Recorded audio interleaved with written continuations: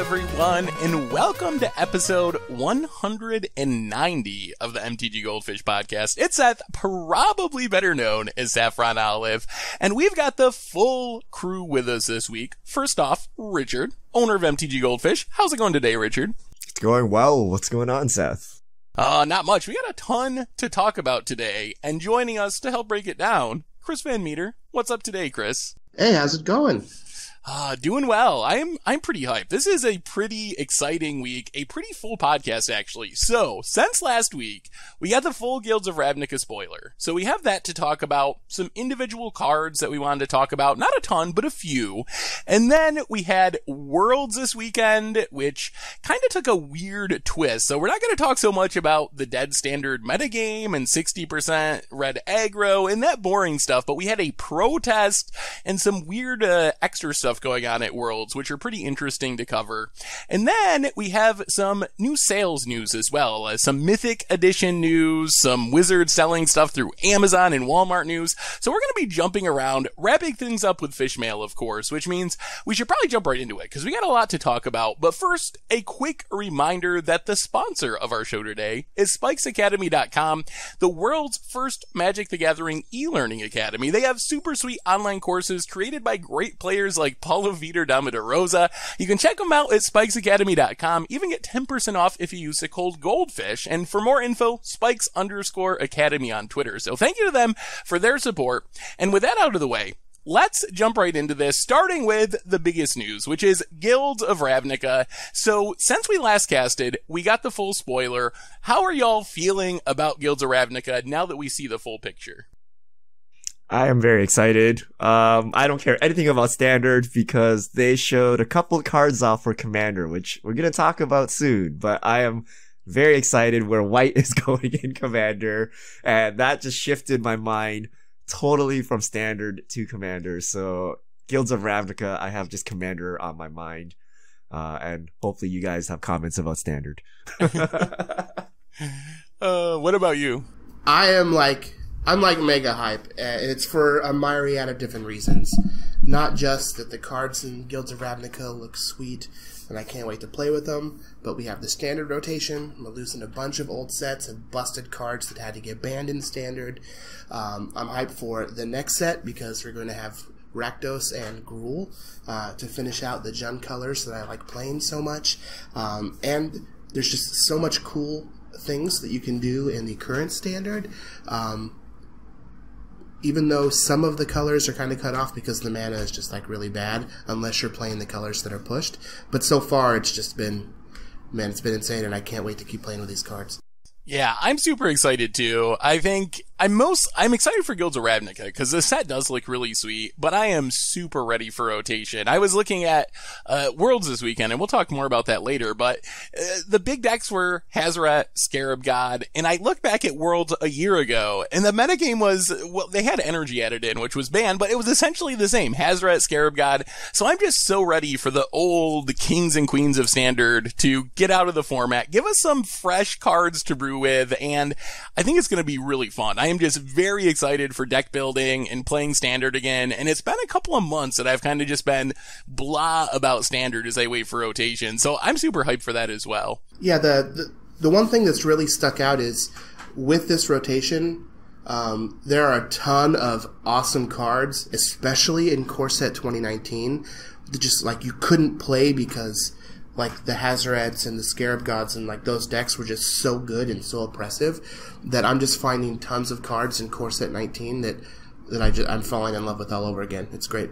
Yeah, that's one of the best parts of rotation isn't just the new cards, but all the cards that remain in the format and don't rotate. You get to see them through an entirely new lens because stuff that was good, but not quite Scarab God good or Hazoret good or couldn't match up with like the really dominant tuned streamlined decks that people have been building for like a year and just getting to their optimal state. All of a sudden all those cards have a chance again. So it's the best time of the year. I almost wish that we still had more rotations and rotated twice a year because it really is the best time in Standard when rotation happens. It's just so much fun. Anyway, we have some cards we wanted to talk about. So we picked just a handful because we got a lot of topics today. So Richard, why don't you walk us through our Guilds of Ravnica cards for today? Okay, we each chose 2 cards we want to talk about, because the whole set was released this week, and I chose 2 white cards. First up, Dawn of Hope, 1 in a white. Enchantment, it's a rare. When you gain life, you may pay 2 generic mana. If you do, draw a card. 3 in a white, create a 1/1 white soldier creature token with lifelink. And the reason I'm excited about this card is not for standard. I don't know what you would do with this in standard, but for EDH, we finally have good card draw. Like, gaining life is not that hard. You have gain lands, you have lifelink, you have stuff that just incrementally gains you life, like Pristine Talisman. And now, as a white deck, you have ways to draw. The problem with white in Commander is it can't draw cards. You know, green can draw cards based on the power of the creatures. Black can draw cards by paying life. Blue can just straight up draw cards, and red can draw cards by exiling cards. And so far, white can only draw cards by either like tutoring lands up, like a land tax effect, or getting more creatures like Militia Bugler, Rebels, and things like that. So just having an easy way to draw cards makes me very excited. Makes me excited to play my life gain lands. Trigger. It's now basically pay 2 mana, draw a card, right? So I am very excited for what they're doing with white's kind of identity here and giving all the colors access to card draw. So how much you got to build around this, Richard? Can you just stick this in a white deck with minimal work and have it be good enough, or do you got to be playing like a life gain themed white deck? I think I'm going to jam this in most of my white decks, like Pristine Talisman, the life gain lands, and then usually you have just random life linking things, like maybe like a Loxodon and Warhammer, things like that. So I think we have enough incidental life gain that you don't actually need to go, you know, all in on a life gain deck. It also is like a self-serving thing too, because you can make 1/1 life linkers with it. Yeah, so it does kind of like spiral itself. I actually like this card in standard as a sideboard card. I feel like this is a pretty reasonable sideboard card if you're playing some sort of like white aggro deck with some amount of life gain creatures as a way to kind of have a Argul's Bloodfast almost against control decks. You slip it in on turn 2 under counters.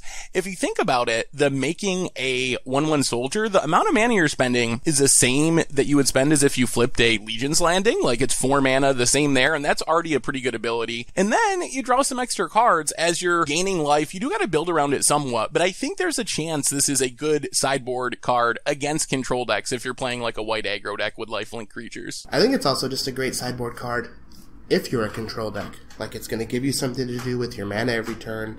Like, 1/1 lifelinkers are way more valuable in the control deck. You know, the ability to draw cards once you start to attack with them, or if you're even blocking it on defense. I just think it's a very good sideboard card in general and standard. All right, moving on the white hype train here. We got Camaraderie, 4 green and a white. So it's Selesnya, 6 CMC, sorcery, gain X life, draw X cards, where X is the number of creatures you control. Creatures you control get +1/+1 until end of turn. It's like basically Sphinx's Revelation, right, guys? It is. It's Selesnya. It's the Selesnya Sphinx's Revelation. I mean, in Commander, I think it is. It seems so good in Commander. I don't know about Standard. 6 mana is a lot, and there's going to be times when it does nothing, but it seems super powerful in Commander.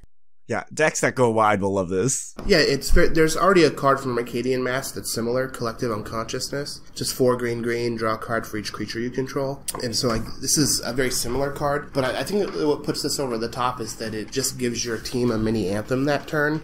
So, like, you draw a bunch of cards, make your creatures bigger, you can attack, and then if you lose some in combat, you just replace them with the cards you drew. Yeah, and then if you have Dawn of Hope, you can pay 2 more mana and draw 1 extra card.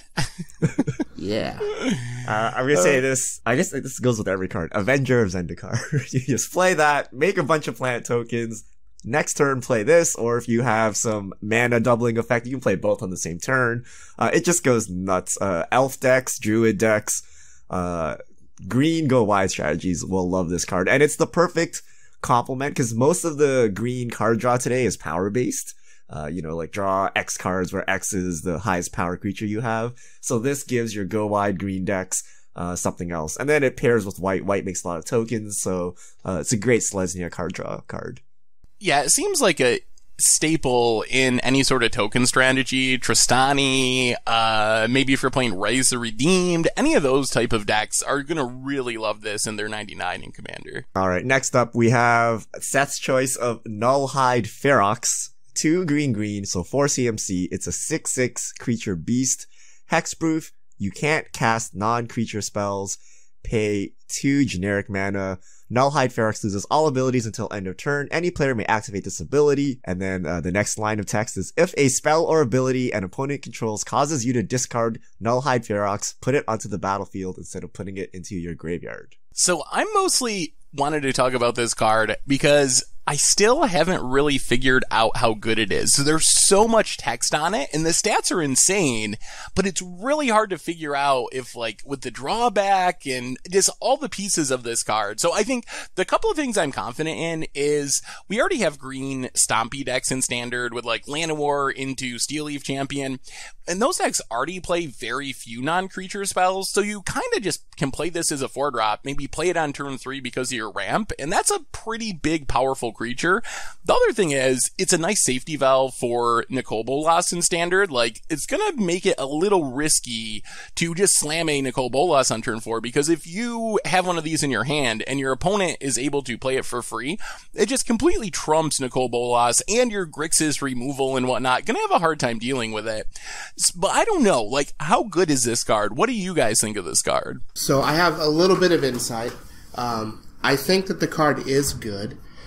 It seems like it's going to be best paired with the card Assassin's Trophy as just like a catch-all, so you're not having to diversify your non-creature spells to answer your opponent's threats. I also think that it pairs very well with creatures that have abilities like spells, so things like Reclamation Sage, Knight of Autumn, Ravenous Chupacabra, like those types of cards pair very well with it, as you're able to kind of skirt the drawback for it. The one thing that I think that the card has against it is, I think that the Eldest Reborn is one of the best cards in Standard when this rotation happens, and that is a way to get around the card having hexproof.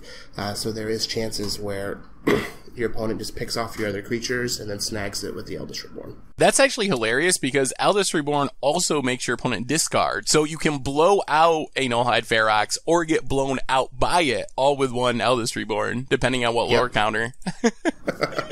This card kind of reminds me of Frost Titan in that if you want to use removal on it, you got to pay the 2 mana tax to turn off its ability. So if you're ramping in on this, on turn 3 you're dropping this, your opponent needs to spend 2 mana to turn off this ability, and then they have 1 to 2 mana for their removal. What I really want to do with this, though, is just find Hollow One players in Modern, build a deck with Nullhide Ferox, Obstinate Baloth, and Loxodon Smiter? Wiltleaf Leash, Dodecapod. You could build like 20 creatures that have this ability. Yeah, and you just sit there and your opponent, plays their spell and you're like, guess who has 20 power on turn 1? Me, not you. It would be hilarious.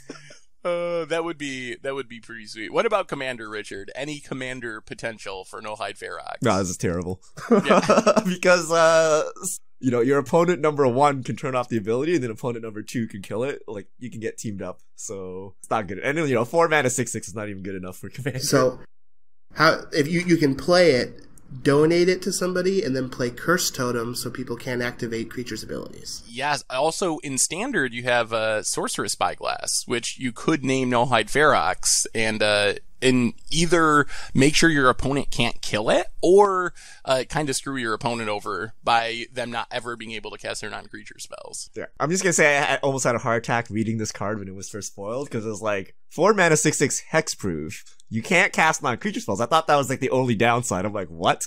And I thought it had another ability, but good thing that ability was, a negative ability. But I had some like Thrun flashbacks or something here. Ultimately, I think the card is going to be good. It's just going to come down to jumping through the hoops that it wants you to jump through for the massive payoff. Yeah. Next up, we have Venerated Loxodon. 4 into white. So 5 CMC. It's a 4/4 creature. Elephant Cleric. Convoke. When Venerated Loxodon enters the battlefield, put a +1/+1 counter on each creature that convoked it. This is my pick for one of the biggest sleepers from the set. I feel like this card, I haven't seen it getting a lot of hype, and I think it's incredibly powerful. It's so, like, if you imagine playing something that makes 2 tokens on turn 2, like Saproling Migration, and then you just convoke this out on turn 3. You end turn 3 with 8 power and 3 bodies on the battlefield. If you have 2 things that make those tokens, it's pretty easy to just end turn 3 with 10 plus power thanks to Venerated Loxodon. A little worried about Goblin Chain Whirler. We'll see how the metagame shakes out. Like, are you going to be severely punished for playing 1 toughness creatures?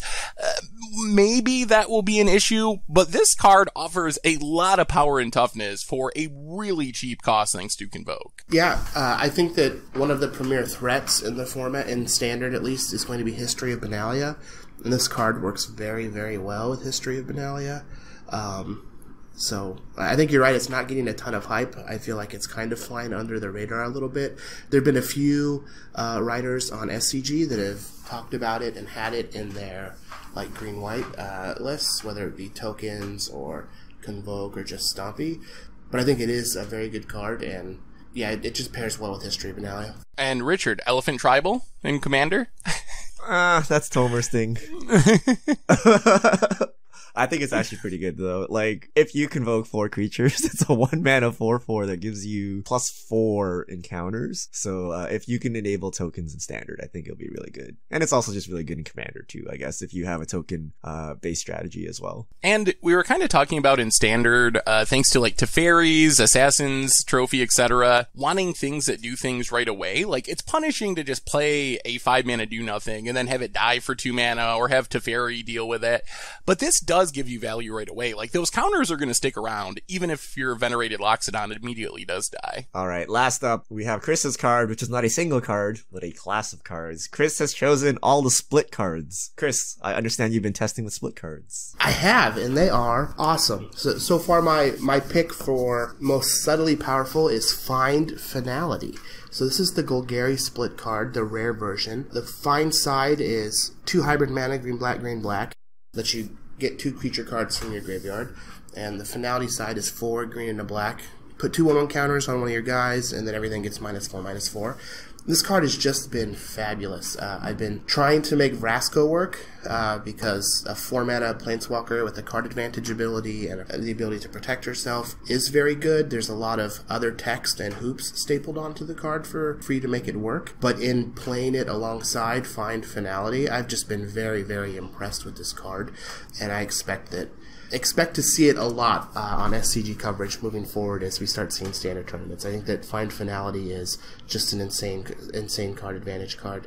On the flip side, the other one that's impressed me is Integrity Intervention. So that's one of the Boros split cards, the uncommon one, where you have red-white to give a creature +2/+2, or 2 red-white for a Lightning Helix. And this card has just been great. It gives you reach in the late game, a little bit of life gain when you need it, and just the ability to pump a creature and trade in combat. It's very, very good. In Standard, we're not usually playing these pump spells because like it leaves you the chance to get blown out, or there's an opportunity cost to playing the pump spell because you have to have creatures.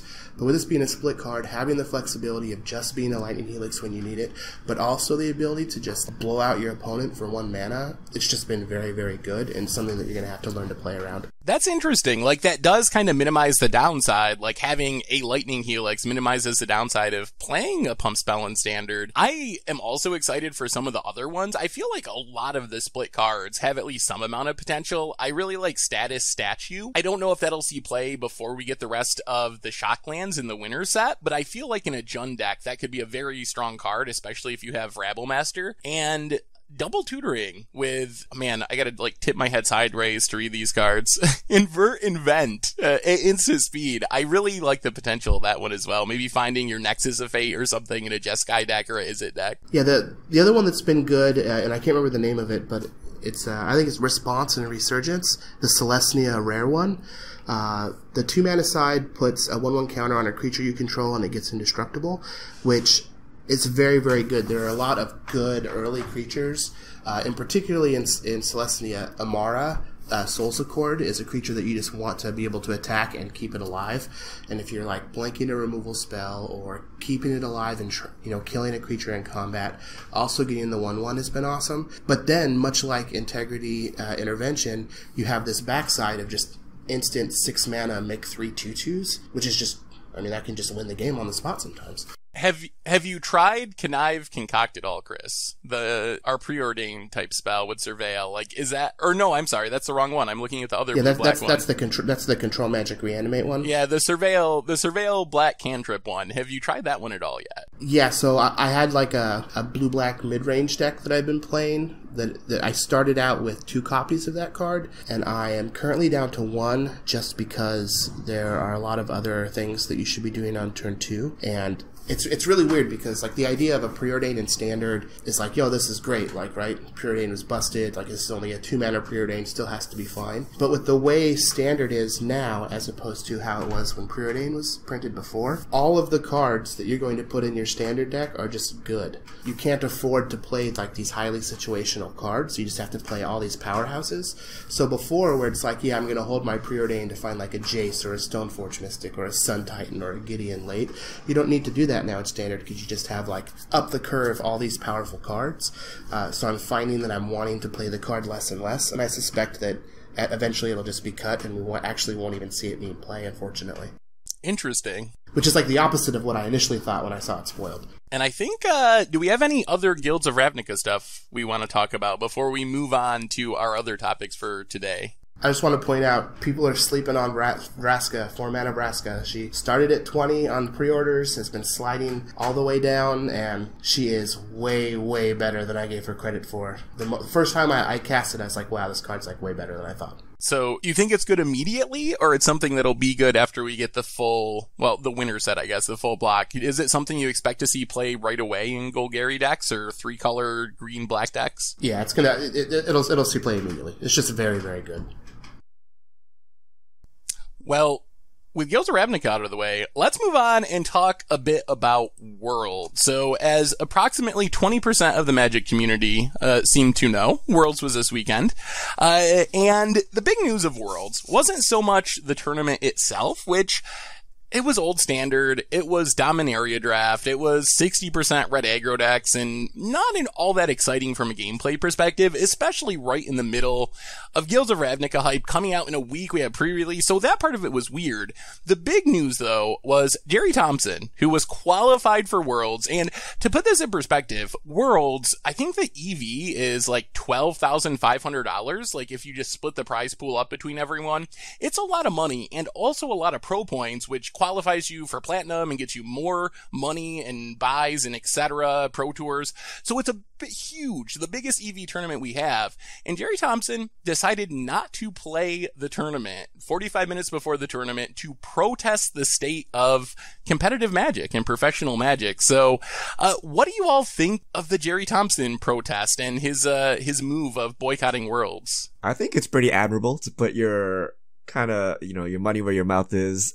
Brian Kibler did a thing with Moto when I think he played some big event. He was like deep into the event. It crashed, restart the event, and he just got his entry fee back. And, he basically just quit Magic off of that, and he has become a successful Hearthstone streamer. And as a result of that, Wizards implemented some changes to how they run their tournaments and their online events and things like that. So they took Moto down for over a week. Yeah. The first time that's ever happened. So I hope Jerry can get a response similar to that. I mean, he's a big name. This was, it's very visible on Reddit, so at least to the enfranchised players, very visible. Magic players have been underpaid for a long time. We know this. We know that the prize pool hasn't grown significantly in the last, I think, 10 years or so. It's kind of just remained the same.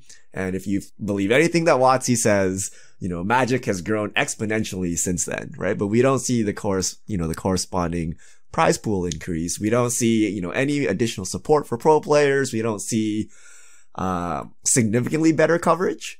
Coverage has improved, but it's kind of just the same as it was a couple of years ago, but just slightly better. Nothing dramatically different has happened. And if you look at other esports, which Wizards is hoping to compete with, every year they're just exponentially getting better, right? Like it's like double the prize pool, triple the prize pool, like multi-millions of dollars.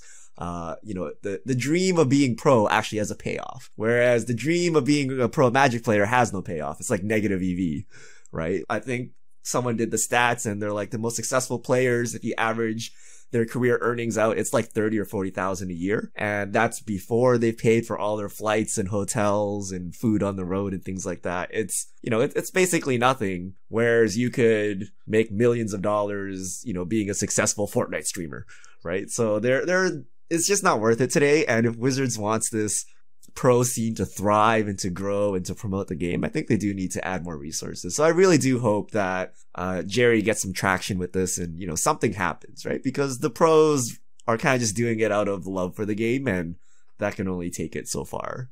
Yeah, I mean, that seems like that was a very good synopsis. I love Jerry. He's one of my favorite people on the planet, and I'm really happy that he's doing this, because for a very long time, the pro community has been very vocal about gripes that they have, and just kind of like take the scraps that Wizards throws to placate everybody. And Jerry finally said, hey, you know, I've had enough. I'm not going to stand for this anymore. I'm going to do something, and hopefully it will have an effect on the state of pro Magic. I wouldn't be surprised if we see, you know, other types of demonstrations like this, where pros are like not playing in pro tours, or, you know, not participating in things that they're invited to, because like something needs to change, and I hope that something does change, and it's not just this, you know, half-butted, like, just the response that Wizards made just felt like is bad. It felt like everything just fell on deaf ears, and hopefully, like, something actually changes, because it got a lot of coverage. It was huge on River, a lot of shares on Twitter. Like Kotaku even picked it up and like wrote a piece on it like a handful of minutes after everything started to go viral. So like there are more eyes on this than just the handful of people that were watching Magic Worlds, and I hope that some change comes for it, because it would be really nice to be able to sell this dream of trying to be a Magic pro and not have it be a pyramid scheme. Yeah, I have a ton of respect for Jerry doing this. It's really easy to complain about things on social media or on the internet, but actually giving up pro points and guaranteed money, that I'm sure is very helpful. Like, the whole thing is about, well, at least part of it is about how poorly pros are played. So giving up a huge chunk of your potential income of being a pro to make this statement. So I have a ton of respect for that. Like, putting your money where your mouth is and not just complaining about it. As far as changes, I don't know. The Wizards' response, and I'll cut them some slack because it was short notice, and they put out the response like a couple hours, maybe less, after this whole thing started on Friday. So maybe we'll get a more reasoned and thought out response. But their response was kind of like, we're already doing all this stuff. Like, just give us some time. Don't worry. Like, everything's heading that direction already. And I think that was a little bit disappointing, because it didn't really seem to acknowledge some of the issues that are going on. And when you combine that with Worlds just having essentially no promotion, like even less promotion than Worlds has had in past years, combining that with just playing a standard format that everyone is just done with. People are just checked out of standard right now, waiting for Guilds of Ravnica to release next weekend. I don't know what they were thinking. Like, I don't understand this event. And I feel like that's something I've said several times. We talked about it with the Silver Showcase or Showdown or whatever that was. We talked about it with Worlds, and there's been so many head-scratching decisions with these high EV big events that are supposed to be awesome, and then end up just being a PR nightmare. So maybe the combination of Jerry's statement and it getting a lot of traction, and just like their weird events that are constantly getting negative feedback, maybe this will be something that sparks change. But if there's one thing I've learned, it's don't hold your breath for things like that happening quickly with Wizards. If change does come, I expect it's going to be a long and slow process. Yeah, and we're about to learn how much Wizards values the pro scene. We already know, like, pro Magic is a very tiny aspect of Magic. Like, most players are casual. They don't watch Twitch. They don't watch the Pro Tour. So we already know it's tiny, but within that, is that even important enough? Because there's a reason why no one watches Worlds, right? We watch the Pro Tour because we want to see new decks. But then after the metagame has been quote unquote solved, we don't tune into coverage anymore, right? We don't watch Dead Standard. We don't watch, you know, high level Magic anymore, because we're interested in seeing new decks, right? And that doesn't happen with other sports. Like, you don't stop watching football because the metagame's been solved. Like, You know, you still watch football anyway, but as soon as standard is solved, no one watches anymore. So there's a question of how much value does this bring to Wizards, and are they willing to put more money into it and grow it, or if they think, you know, most people don't watch pro Magic, it's okay how it is, and if the pros don't want to play, then, you know, next person up will play, right? And it'll be interesting to see what the response is, to see, you know, how they think of the pro scene and how much they should grow it themselves. I think, I mean, Worlds itself was not very heavily watched. The meme of the weekend was it was getting beat out by a game called Russian Fishing 4, which is literally a fishing simulator. So, and then I checked during the finals and it had like 15,000 viewers on Twitch, which even by Magic standards is pretty bad. Like Pro Tour is a good one. We'll get 30 or up to 40,000 during the finals. So even as far as like Magic tournaments, Worlds was not very successful. And I wonder, like, how much of that do you think was Jerry's protest? Like, I saw people saying, I'm not going to watch because of this protest and to support Jerry. So do you think that Jerry's protest like immediately paid some amount of dividends with people tuning out of Worlds? I mean, it had some impact, but 56% of the competitors were playing the black-red deck. Like, come on. Like, we've been watching this for almost 2 years now. Like, we don't want to see it anymore. Like, there were way more people watching the Team Series portion because you got to see Gills of Ravnica cards.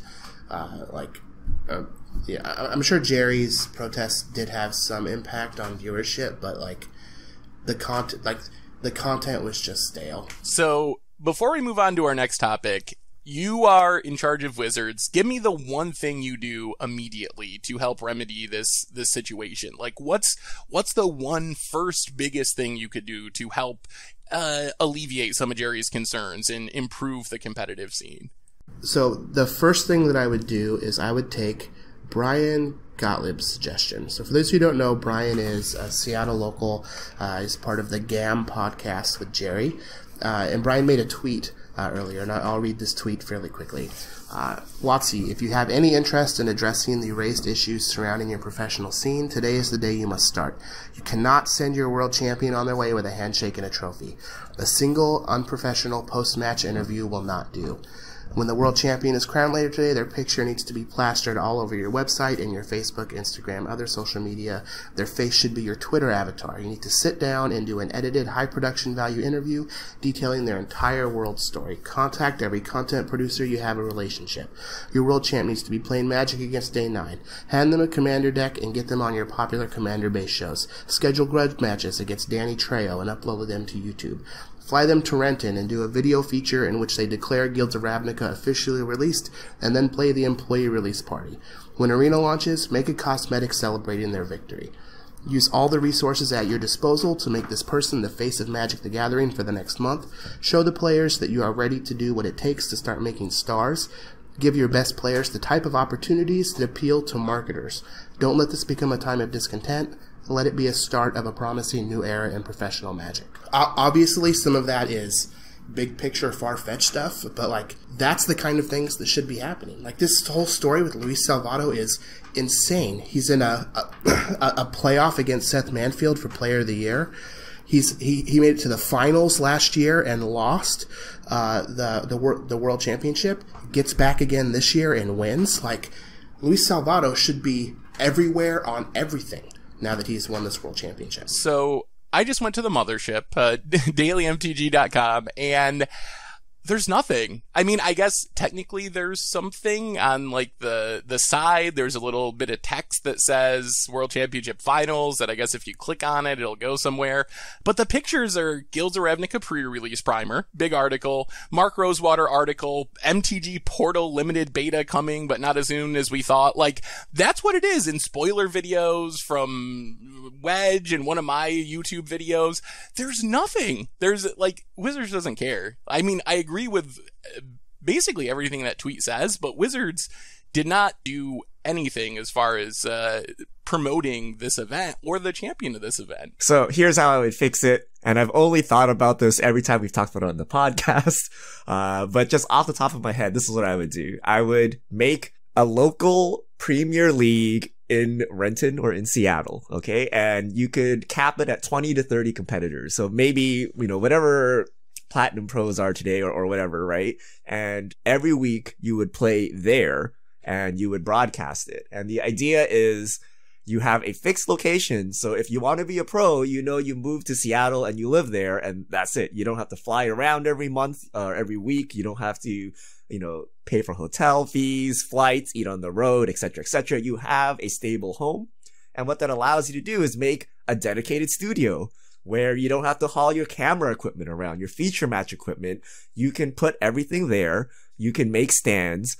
And when people play feature matches, you give them special decks where each card has a chip or something in it so that you know exactly what card everyone is drawing at all times, right? And this allows you to just up everything so cheaply because you don't have to travel, right? It's expensive for WotC to travel to every single city around the world to do coverage. So if you do it in one place, that solves it. And you can make our Grand Prix and our all those kind of events just open events where they're all over the world like we have today. And what you're doing there is you're competing for enough points to enter the league in Seattle, right? And the way most sports do this is like the bottom half of that league gets a chance to be relegated.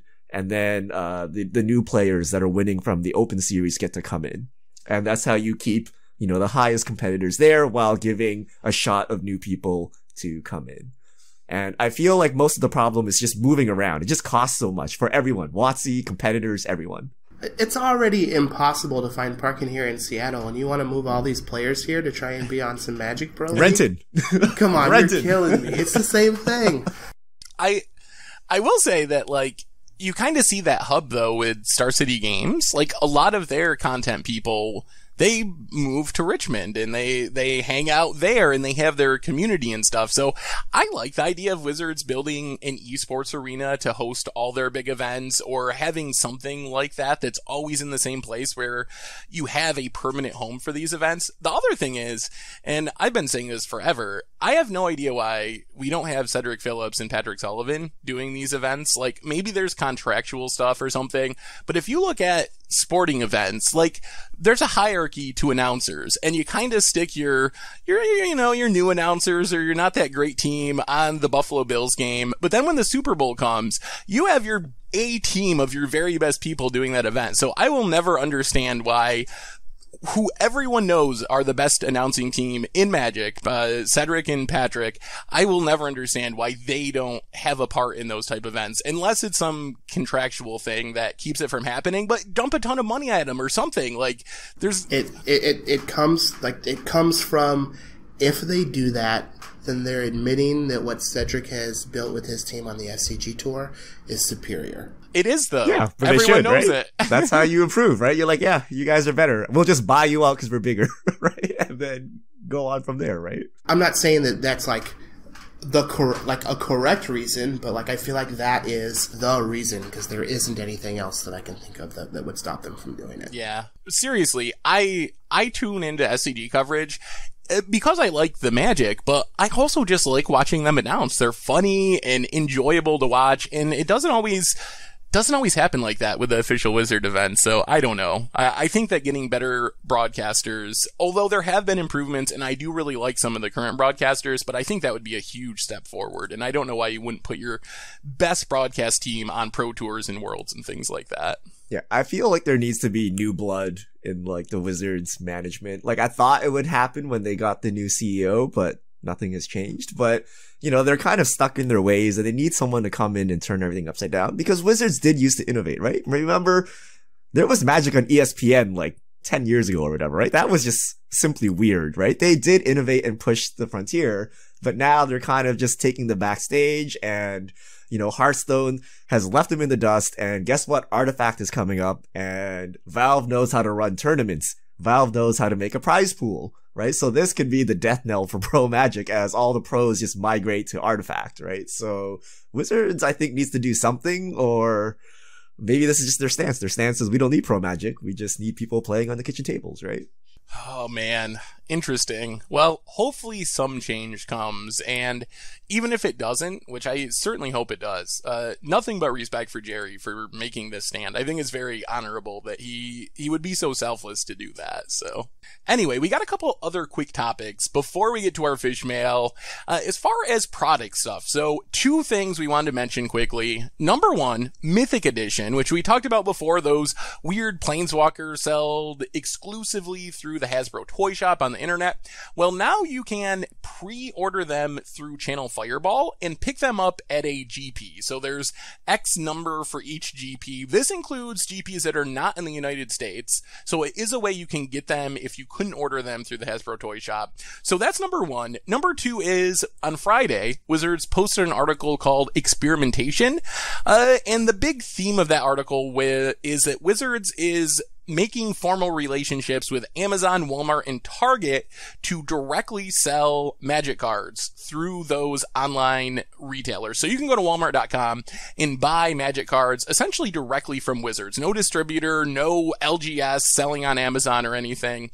So what do you make of these 2 changes, guys? Rip local game stores. Like, okay, so Mythic Edition, fine, right? I'm like, that's just Hasbro selling through their actual channel, which is the Grand Prix, and Channel Fireball has the order system. I'm like, okay. And maybe it's unfair to other game stores, but Channel Fireball already has the monopoly on Grand Prix, so... But selling on Amazon is a big deal. Selling on Amazon at $95 is a big deal. If they threw it up on Amazon at their quoted $4 a pack, you know, what is that, like $130? It'd be like, okay, right? Like, if you couldn't access this, then fine. Putting it at $95 is pretty cheap. It's only a couple bucks more than you would pay on eBay. It's probably a lot less than your local game store. Why would they do this, right? They literally cut out the game store and then undercut them as well. So I feel like that is a, you know, like a very telling sign of what they think about local game stores and where the future of Magic is going, right? Like,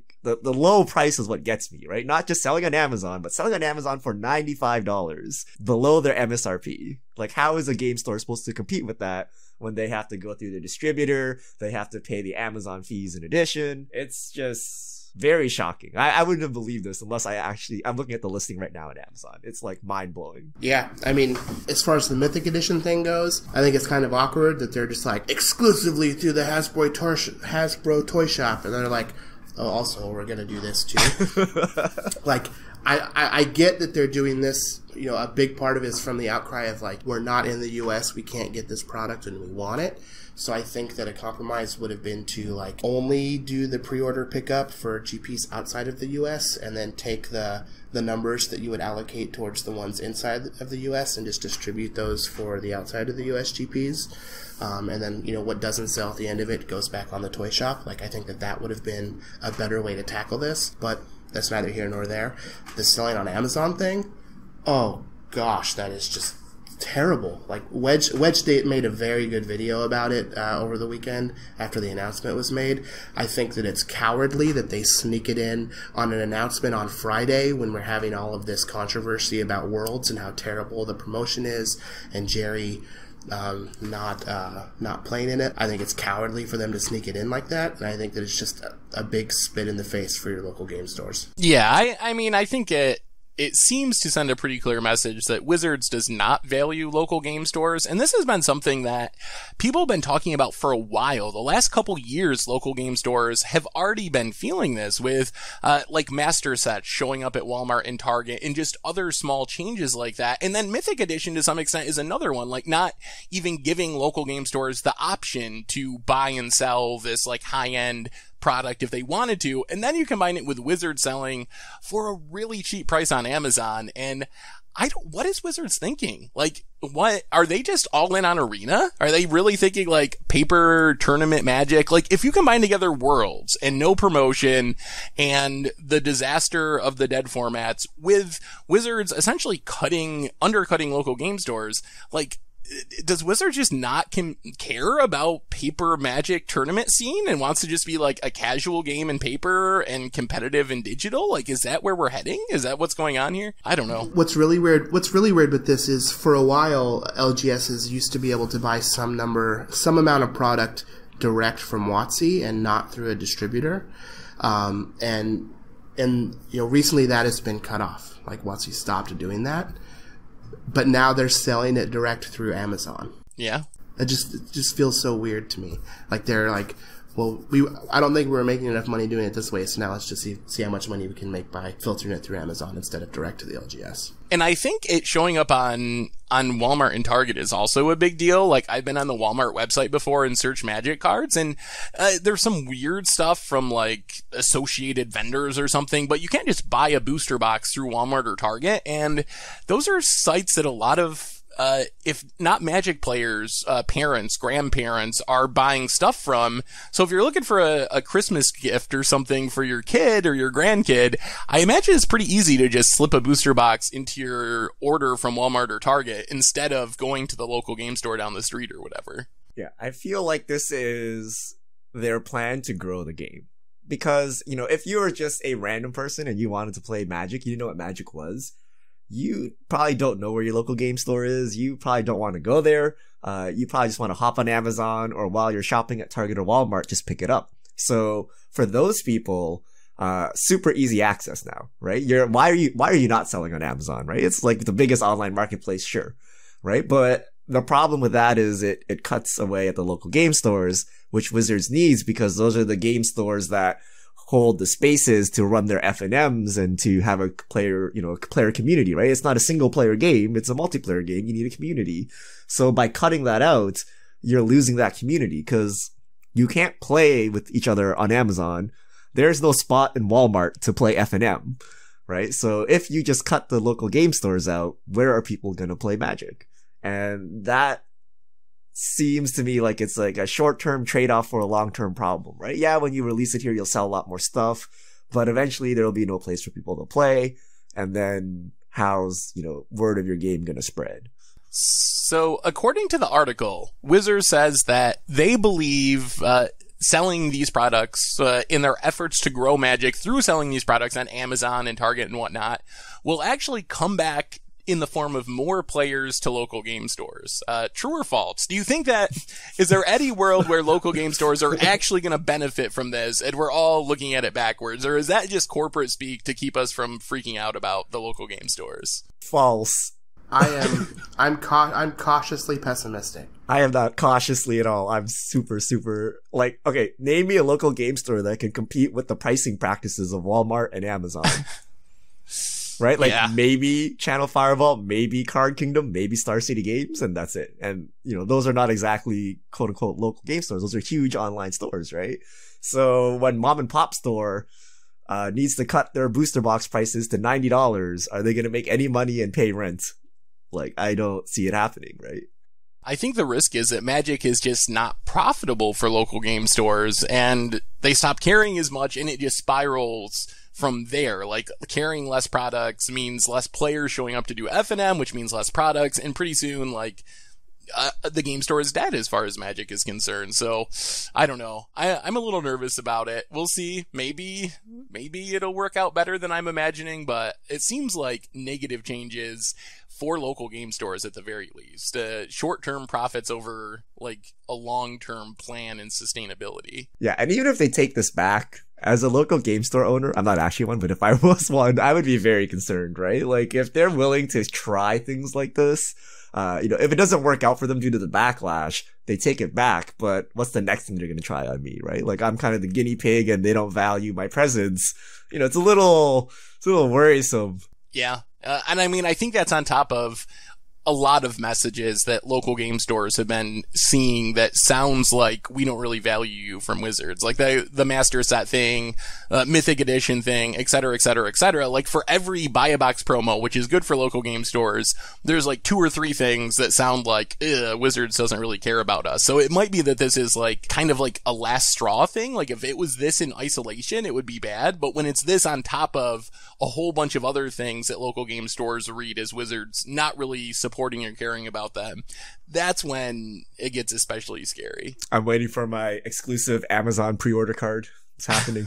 Oh no. It's like a 1-mana Tarmogoyf. Only available if you order on Amazon. That's not that far-fetched. Oh dear. All right. Well, we gotta hit up some fish mail real quick. We're running a bit long with all of our topics. So Richard, guide us through some fish mail. All right, if you have questions, send them to @MTGGoldfish with the hashtag MTGFishmail, and we'll get to your questions on air. Rag3249, thoughts if Mythic Edition had textless planeswalkers? WotC did textless cryptic command. What do you think? I like textless cards, but I think WotC's rule is no textless cards because they're very confusing for new players, and Planeswalkers are probably some of the worst cards to have textless because they have so much text. It's not like Terminate. Like, Terminate, yes, it kills something, but Planeswalkers have a lot of text and different numbers and abilities, so I would like them, but I think they're a bad idea. I agree. Yeah, I don't like them because it's just so hard to remember. Like, even cryptic command,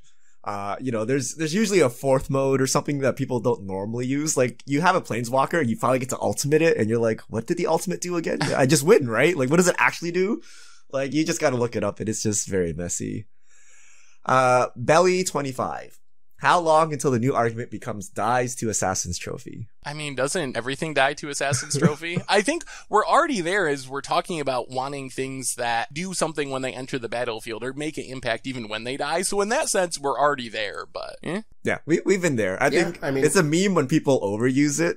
You're like, oh, Thragtusk dies to Doomblade. Right? I'm like, yes, but it leaves all this other stuff, right? But, that's a valid concern, right? If you actually just play a big creature for like 6 mana, it does nothing, and someone plays 2 mana to kill it, that's actually very bad for you. So, it's a valid thing, but people kind of just overdo it with the memes. Accordingly23, what is the most powerful card ever printed? Black Lotus. Hands down Black Lotus? I'm going Black Lotus. I mean, it's weird because you do need another card in your hand for Black Lotus to be powerful. If you have Black Lotus in 6 lands, Black Lotus isn't very good, but I still think it's gotta be Black Lotus. Yeah. Ancestral Recall, because the cards you draw could be a Black Lotus. Could be 3 Black Lotuses. Could be a boat. JC Thacker 21. Could there be a compromise between blocked and sealed where players bring 40 card constructed deck with 1 mythic, 2 rares, and 4 to 8 uncommons? Not as high variance as sealed, but more focused than constructed. This was the Duels of the Planeswalker format, right? They had some restriction on number of mythics and rares and things you could use. Yeah, I think that was the rarity restriction. 1 mythic, 2 rares, something like that. I never really played much Duels. I think it was 60 card decks though. Yeah. I don't know. I don't know if I would enjoy that format personally. Yeah, I'd rather just play limited. Yeah, I feel like we can only support one rotating constructed format and then the limited format, because they used to try this with block and things like that, but those formats really never took off and people didn't really care too much to play those formats. The Fallen 3274, I just traded for a mono green Tron deck. I was wondering if Saffron Olive could sign some of the Tron pieces. Yes, I will if I must. Yes, yeah. I have a P.O. box for signing cards. So you can send them to P.O. Box 110, Clyde, New York, 14433. Just leave a self-addressed stamped envelope so I can get them back to you. Please, please, please. Otherwise, Seth is gonna build a deck of all the cards people sent him. Yes, I will be a Tron player if you don't send a self-addressed stamped envelope. Volrath's back. If they were gonna draft a set from early this year at Worlds, why not Masters 25? Plus, with no Masters set anymore, I would love to see current Masters set drafted at Worlds. What do you guys think of the choice of Guilds of Ravnica at Worlds? They should have. They literally could have done anything other than Dominaria. It's very strange. Like, Dominaria is a good format. I'm glad they did that over Core Set 2019, which would have been horrible. But I still don't understand why they don't do cooler stuff. Like, Guilds of Ravnica would be easy. A Master set would be cool. Another shout out, Star City Games just does things really well with their tournaments, but they're doing a cube draft at their Invitational this winter, which is going to be super awesome. I think Worlds with cube draft would be insanely popular and a ton of fun to watch. So I don't know how Wizards makes their decisions. Right. Okay. I was confused. So what I think should have happened is Worlds itself should have been Guilds of Ravnica, and the team thing should have been like Masters 25. Like, I really want to see high-level Masters draft, because especially since we missed it. Yeah. Right? And then I don't know why we're drafting Dominaria. Like, no one's buying Dominaria. Like, the whole point of Limited is to let people go buy it. Like, why are we still drafting it? Ex Capitano, MTG competitive scene is always a big topic. How many players do you think really care? What portion of player base do spikes really represent? So we talked about this briefly. What do you guys actually think the spiky competitive scene of all of Magic, what do you actually think that represents? Because there's no actual number, and no one's ever actually come up with any real research. And I think it really depends on how you define spiky competitive scene. Like, the number of players that are trying to grind GPs and PTQs to get on the Pro Tour, that's got to be really small, especially if you consider everyone that, you know, picked up an intro deck at Walmart on impulse and played it one time or something. Like, that's got to be tiny, like 5%, 10%. But if you consider everyone that, like, goes to F&Ms once a month or things like that, I think that number goes up a decent amount. Yeah, I think it's just really small. I think, like, the number of people on Reddit compared to, let's say, all of Magic players is really small. And then I also think the number of players on Reddit that actually care about who won a tournament. If I asked you who won the Grand Prix last week, like, how many people would actually know? I feel that's very small compared to if I asked, you know, did the Bills win last week, right? A lot of people would know. So I feel like people just tune into coverage for new decks, and they don't actually care about the players that much. Oh, but that isn't, like, all on the people's fault, right? Like, a lot of that has to do with the fact that WotC does not star build and does not build narratives for these players at all. Philosophaker, is Saffron Olive just trolling us with his mispronunciations? It's hard to believe he can rattle off PVDDR's name repeatedly, but can't pronounce Etrata correctly even once. I don't even know how to pronounce that name. I just call it Errata because of Seth. Sometimes it's a little of both. There are some honest mispronunciations, and then there's some that are kind of meme-ish and fun. So a little from column A, a little from column B. All right. Last question. Variant Human. Months ago, there was fear on this podcast that card animations would clutter MTGA gameplay and would be a negative thing. How do you feel about animations in Arena now that you've all got some time on it? And we didn't talk about it, but the wipe. We're going into open beta as well. Oh man, we could have done a whole podcast on Arena this week. I forgot all about that. The animations have improved, in my opinion. I think they've gotten more responsive of allowing you to do things while they are playing in some cases, but I feel like with some of the animations I've seen from Gills of Ravnica, which seem very flashy and big and super cool looking, but I feel like Wizards has to keep moving down the Hearthstone path of just making it so you can do everything while the animation's playing. Yeah. Well said. That's all our fish mail this week. Thank you to everyone who sent them in. If you have questions, you can send them to @MTGGoldfish with the hashtag MTGFishmail. And I think that brings us to the end of episode 190 of the MTG Goldfish podcast. So, Richard, Chris, thanks for hanging out. Thanks to everyone for listening. One last time, a shout out to the sponsor of our show today, SpikesAcademy.com. Check them out, SpikesAcademy.com. 10% off with the cold goldfish. So with that in mind, we will be back next week to maybe talk about some Guilds of Ravnica pre-release experiences, which is coming up this weekend. Go check out a pre-release. The set looks super awesome. Pick your favorite guild. Have a blast with it. So until then, this is the crew signing out.